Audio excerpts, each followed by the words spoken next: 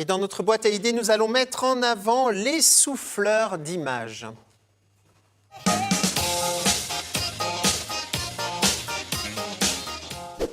Dommage que les personnes malvoyantes puissent pas profiter de cette magnifique expo.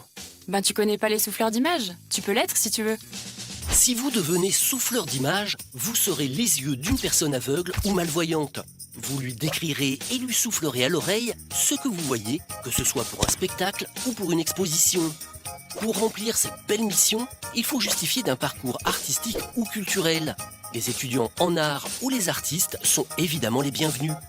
Il vous faudra juste suivre au préalable une formation d'une demi-journée.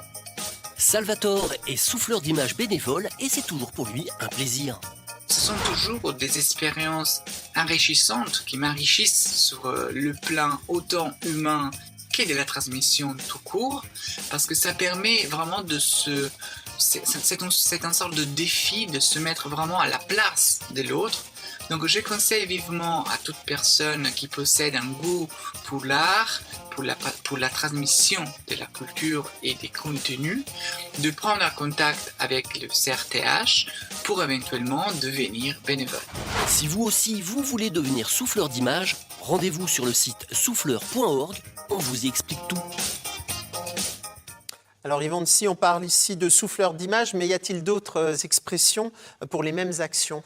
Bien sûr, il y a le jeu description, qui est, on va dire, c'est le petit du souffleur d'image, étant donné que le jeu description, c'est carrément décrire une image, décrire une scène, parce qu'il faut vraiment faire la différence entre souffleur d'image et audio descripteur. Souffleur d'image, c'est quelqu'un qui est présent, quelqu'un qui est physique, et le jeu description, c'est une machine, c'est un appareil. On est avec un écouteur, on écoute par exemple au cinéma ou à la maison une voix off. Alors là, on a vu pour les expositions, pour les musées, les souffleurs d'images, mais y a-t-il d'autres lieux qui mériteraient d'être soutenus par l'audiodescription pour les malvoyants ? Bien évidemment, écoutez, aujourd'hui, nous sommes dans une démarche où on veut inciter les salles de cinéma à proposer davantage d'œuvres cinématographiques en audiodescription. Parce que l'audiodescription aujourd'hui, ça permet d'avoir une société inclusive où les malvoyants, les non-voyants peuvent aussi aller au cinéma, suivre un film comme un voyant. Ici aussi, l'idée, dans notre façon de démarcher, c'est de proposer de faire en sorte que tout le monde peut aller dans une salle de cinéma ou dans une salle de projection, on va dire, c'est pas forcément au cinéma qu'il y a la projection, où le non-voyant, le malvoyant, le voyant peut suivre l'œuvre. C'est-à-dire le voyant voit, le non-voyant écoute, et aussi à côté de ça, il y a le sourd qui lit le sous-titrage. Est-ce qu'il y a des formations pour les enseignants ? Parce que je pense que c'est aussi un problème qu'on peut avoir dans les cinémathèques, dans les lieux scolaires. Est-ce qu'il y a des formations justement à l'autodescription pour faire à l'audiodescription, décidément, pour justement permettre d'avoir des méthodes plus inclusives ? Tout à fait. Il faut savoir que Strasbourg est la seule faculté en France qui propose un module d'audiodescription. Donc c'est Benjamin Kling qui l'a créé, donc c'est un audiodescripteur, auteur. C'est un métier, c'est une discipline qui commence à se professionnaliser petit à petit. Il y a déjà quand même pas mal de comédiens qui s'y intéressent. Mais beaucoup de formations ne se font pas, elles se font beaucoup à Paris, un petit peu moins à Strasbourg. Ça, c'est vraiment l'audiodescription. Parce qu'il y a peu de candidats ou c'est parce que c'est pas connu ? Pourquoi ? Si, c'est connu, mais il faut que davantage des personnes s'y intéressent pour qu'on la développe un peu plus à Strasbourg. C'est d'ailleurs pour ça que nous avons créé le projet Entendez voir. Entendez voir, c'est aussi une idée de pouvoir former les audiodescripteurs. Ça, c'est pour la télé et le cinéma. Le souffleur d'image, encore, c'est autre chose.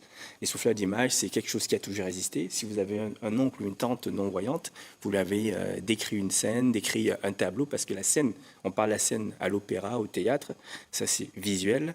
Le tableau dans un musée, une œuvre dans un musée, ça c'est le souffleur d'image, mais l'audiodescription, c'est à part, c'est vraiment un écran, une voix off, un discours aussi, créer aussi le texte, le dialogue, parce que ce sont les auteurs qui sont audiodescripteurs. La difficulté aussi, c'est peut-être d'adapter le discours, parce qu'on ne décrit pas une image de la même façon à un adulte qu'à un enfant.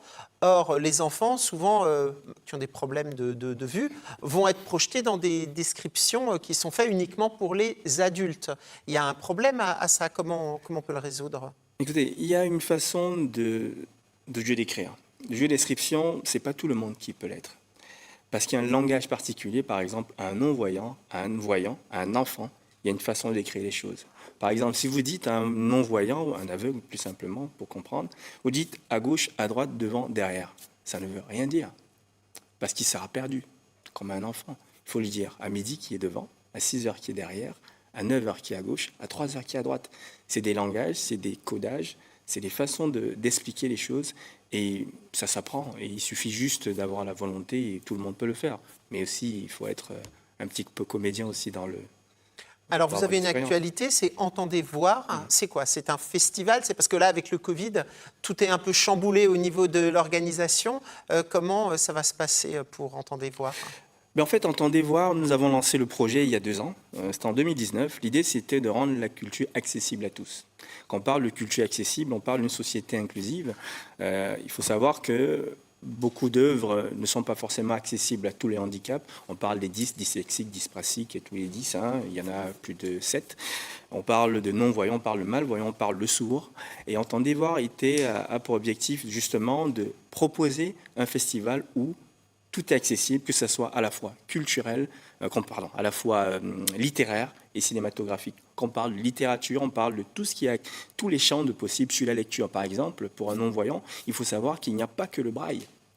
Il y a le livre audio, il y a le podcast, il y a le tactile, il y a le braille. Il ne faut pas confondre le tactile et le braille. Le tactile, c'est le toucher, le braille, c'est l'alphabet.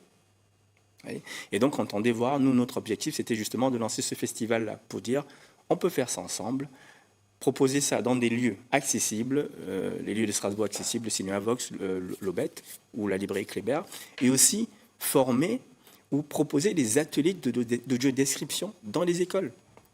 Pour nous, l'atelier de jeux description dans les écoles ou le sous-titrage, c'est déjà de la sensibilisation au handicap visuel et sourd, certes, mais c'est aussi proposer une autre façon de montrer la culture aux enfants. Et là, on est d'accord que c'est pour tous les enfants, c'est pas uniquement pour tous les enfants, enfants. même les adultes, Voilà. même les adultes. Pas que les malvoyants, les non-voyants, aussi les adultes voyants, les enfants mal et non-voyants, les enfants sourds, les enfants en fauteuil roulant, les enfants en 10, vraiment pour tout le monde. Voilà, en tous les cas, on vous invite à vous intéresser à ce que fait l'association Vue d'Ensemble, dont vous êtes l'un des cofondateurs. Tout à fait. Et puis pour s'intéresser aussi à ce festival Entendez voir. Merci beaucoup Yves Vancy.